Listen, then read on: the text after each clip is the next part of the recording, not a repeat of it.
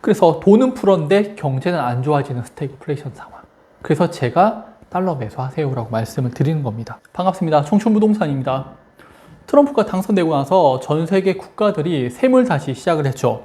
계속 말씀드리지만은 경제 생태계가 변했어요. 그래서 우리나라가 이걸 빠져나오지 못할 가능성이 상당히 크고, 여기에다가 트럼프가 당선되면서 더 심각하게 되는 겁니다. 그래서 외국인들은 우리나라 주식을 매도해서 자금을 가지고 계속적으로 빠져나가는 거예요. 오늘 그 내용 설명드리도록 하겠습니다. 시작하기에 앞서 저는 롯데마트하고 이마트와 협업을 통해서 강의를 진행하고 있습니다. 저보고 강의팔이라고 이야기를 하는데 인당 5,000원 밖에 안 해요. 강의에서 뭐 돈 버는 것도 없어요. 이번 주 구미, 그리고 다음 주 김천, 그리고 이번 달의 마지막 주는 대구 월배점에서 진행을 하고 있습니다. 자세한 내용은 영상 아래 카페에 가입하시면 보실 수가 있습니다. 자, 다시 주식시장을 봐도 올해 7월을 고점으로 주가가 계속 하락하고 있죠. 경기지표를 보면은 우리나라가 나락으로 향하고 있다는 것을 확인하실 수가 있습니다. 외국인도 외국인이지만은 국민연금도 우리나라에 투자 안 해요. 우리나라에선 계속적으로 주식을 매도하고 해외 쪽에 투자를 많이 하고 있죠. 조금 투자에 깨어 있으신 분들이라면은 다들 국내 주식보다는 미국 주식 투자하고 있으시잖아요. 똑같은 겁니다. 자, 우리나라의 경제 성장률입니다. 추세적으로 보면은 우하향하고 있죠.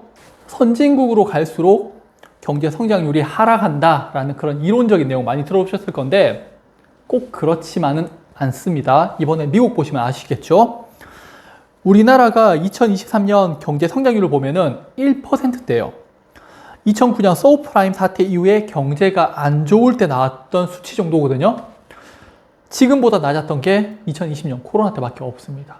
지금 현재 대한민국의 경제가 상당히 안 좋다라는 거 아셔야 되고요. 그리고 더 문제가 있는데 분기별 경제 성장률을 보세요.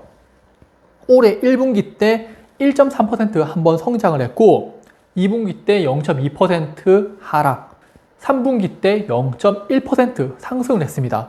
문재인 정부 때도 분기별 마이너스 성장이 나왔었는데 그때는 추경을 통해 가지고 유동성 공급 정책을 펼쳐서 건설 경기를 부양시키는 전략으로 해서 경제를 다시 원상복귀 시켰어요.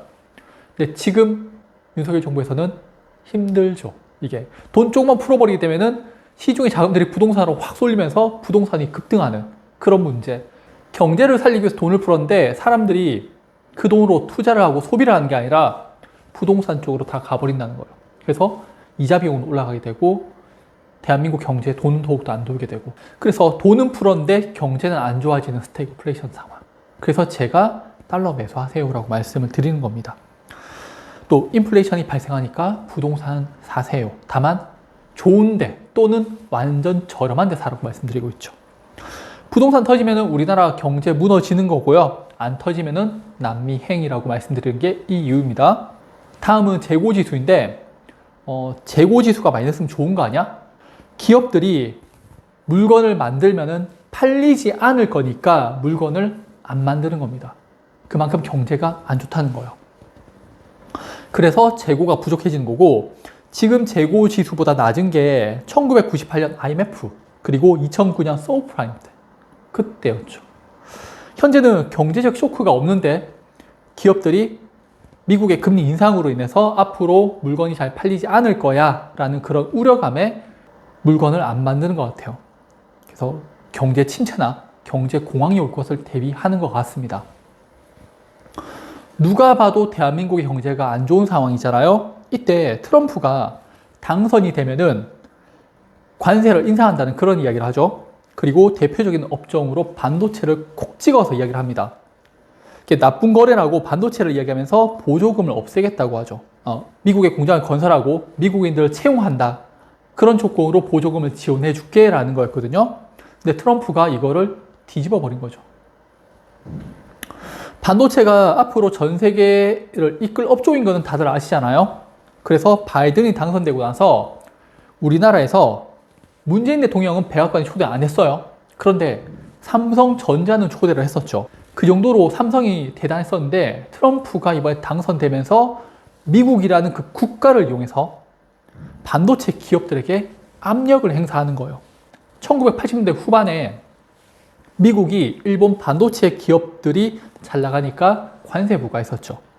그리고 슈퍼 301조, 1970년대 만든 일반 301조보다 더 광범위하게 보복 조치를 하는 거예요. 그 당시에 우리나라도 반덤핑 관세로 해가지고 15%씩 더 내고 있었어요. 자, 생각해 보시게 되면은 지금하고 1980년대 상황하고 유사하죠. 80년대는 일본, 지금은 중국. 그리고 1980년대 말에 일본이 법을 붕괴를 하고요. 1992년에 소련이 모라토리엄 선언합니다. 또 그때 조지 소로스가 영국 파운드와 공격해가지고 항복을 또 받아내죠. 1995년도에 아시안 외환위기가 오게 되고 97년도에 우리나라에서 IMF가 옵니다. 소비 위주의 미국이 그렇게 돈을 움켜잡아버리고 다른 국가들한테 관세를 매기기 시작하면서 경제가 무너지기 시작을 했죠. 그리고 현재 그럴 가능성이 좀 높지 않을까라는 생각을 합니다. 그리고 트럼프가 왜 위험하냐면요. 우리나라의 무역 흑자 1위 품목이 반도체예요. 대한민국 전체 무역 흑자보다 반도체가 돈을 더 많이 벌었습니다. 트럼프가 대통령 되면은 이거 때리겠다는 거죠. 지금도 우리나라 경제가 안 좋은데 그나마 돈을 벌어다 주고 있는 이 반도체를 제재하게 되면은 경제가 더 어려워지겠죠. 그래서 외국인들이 우리나라에서 조금씩 떠나는 거라고 보여집니다. 또 외부적인 문제가 있죠. 미국의 고금리입니다. 연준에서 금리 인하를 하고 있는데도 트럼프의 관세 정책 때문에 금리가 올라갈 것으로 예상되면서 시중 금리가 상승하고 있죠. 대한민국의 경제도 어려워지고 있어요. 미국은 고금리 정책을 유지하면서 시중의 자금들은 달러들은 계속적으로 줄어들고 있습니다. 그나마 돈 잘 벌고 있는 반도체, 트럼프가 찍어가지고 제재를 가하겠다고 하니까 대한민국 경제는 앞으로 더 안 좋아질 수밖에 없는 거죠. 그게 가장 우려스러운 겁니다.